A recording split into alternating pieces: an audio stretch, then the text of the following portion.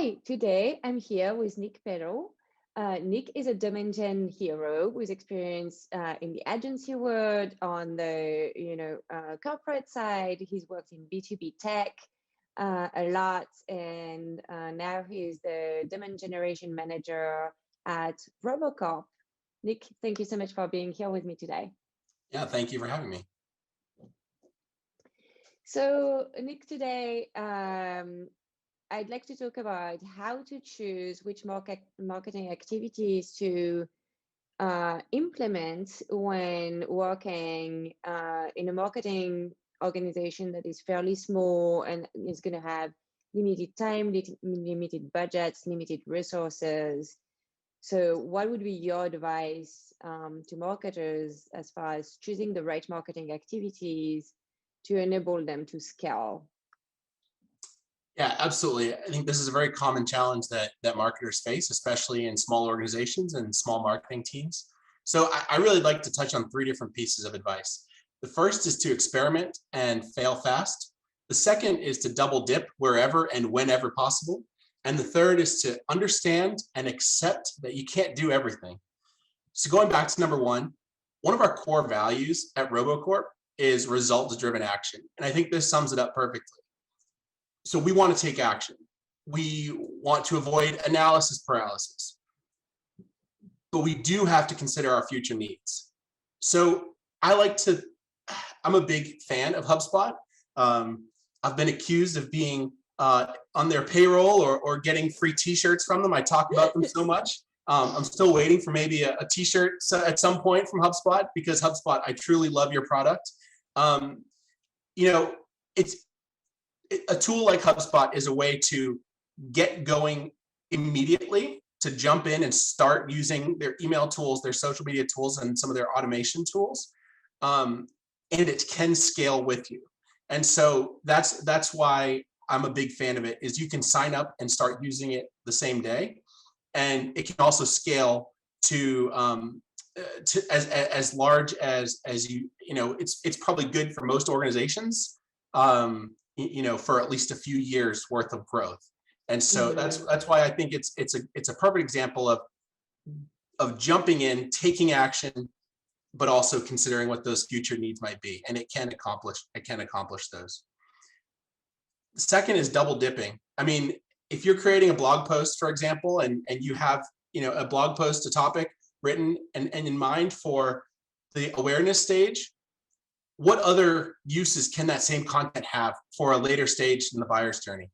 Can we take some of this content, can we repurpose it into a sales sheet, or can we use some of it in an email sequence? And if you do that, it's going to feel like you're creating twice as much content as you actually are. And an real life example of this is I've had requests from sales teams to create a certain collateral, and sure, yes, I can do that, and I can create. They outline what it's going to be, what the purpose is, and get the graphic designer involved. But then I can take that same kind of core content and turn it into a blog post. So it can actually go both ways. So double dipping, it's not cheating, and it'll really make your life more efficient. Definitely. Third, again, understand and accept that you can't do everything. And I think this is a big one. Think in terms of opportunity costs. So if you're going to invest your time into running a paid ads campaign, then be okay with the fact that you're not creating content and budget, of course, for a large scale SEO content campaign. That's okay.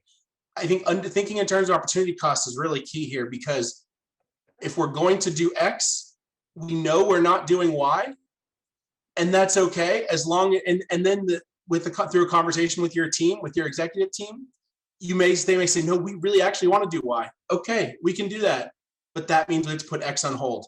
I think that's why I like to think in terms of opportunity costs. And the last thing I'll say is just breathe, take a deep breath. It's going to be okay. I think it's a stressful position to be in an early stage company, small marketing team. You have a limited number of resources. Nobody expects you to accomplish and perform the same way as a company with a large team and much more resources. So just accept that and understand that, and it's going to be okay. Awesome. Well, Nick, I really appreciate this.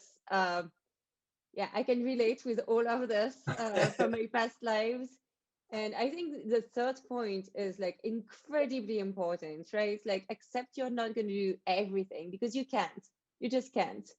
And I think there's a really big risk in this because if you try to do everything, you're not going to accomplish anything. So yeah. And I think this is a good opportunity to say, there is a place for agency partners to take some of that burden off. It's in my personal belief that unless you have an organization, a marketing team where you have 5 or even 10 people on a marketing team, then you shouldn't be placing any paid search ads or Google ads yourself. That's the perfect place to outsource, because you need to have a certain amount of bandwidth and time to spend on that. And so that's why I am a strong believer in trusting a partner to do that, and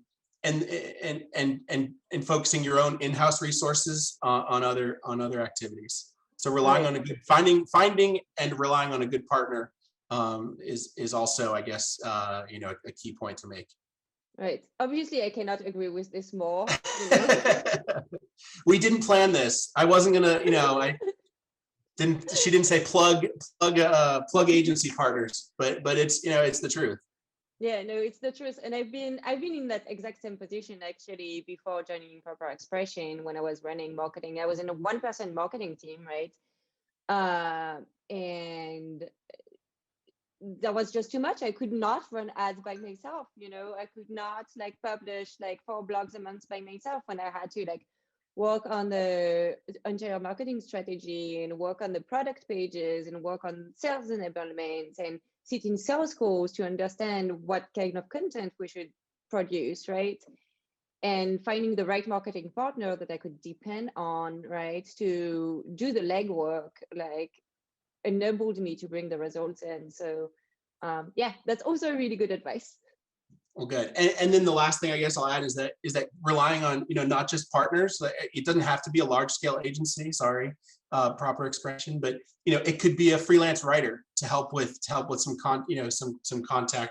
contractor content writing. And of course, you need to be careful of what topics you assign to freelancers. But I've found that I can spend half an hour putting together a good brief for a writer to get a good blog post that it might take me 2 hours to write myself, or even more.